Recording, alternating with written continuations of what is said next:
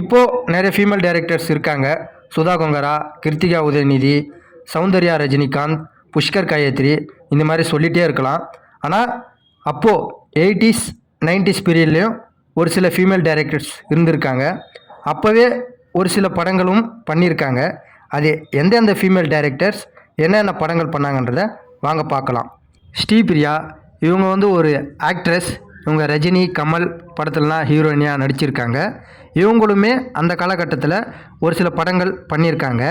சாந்தி முகூர்த்தம், அப்புறம் நானே வருவேன், மாலினி 22, பாளையங்கோட்டை, முக்கியமாக திருஷ்யம் ரீமேக்கை கூட தெலுங்கில் இவங்க திருஷ்யம்னு ரீமேக் பண்ணியிருக்காங்க.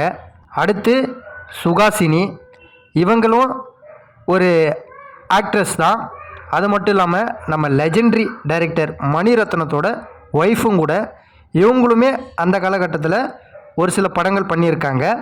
அரவிந்த் சாமியை வச்சு இந்திரான்னு ஒரு படம் பண்ணியிருக்காங்க. அதுக்கப்புறம் ரெண்டாவதாக கணேஷ் வசந்த்னு ஒரு படத்தையும் டைரக்ஷன் பண்ணியிருக்காங்க. அடுத்து லக்ஷ்மி ராமகிருஷ்ணன், இவங்களுமே ஒரு சில மூவிஸ் டைரக்ஷன் பண்ணியிருக்காங்க. ஆரோகணம், நெருங்கி வா, முத்தமிடாதே, அம்மணி, ஹவுஸ் ஓனர் போன்ற திரைப்படங்களெல்லாம் டைரக்ஷன் பண்ணியிருக்காங்க.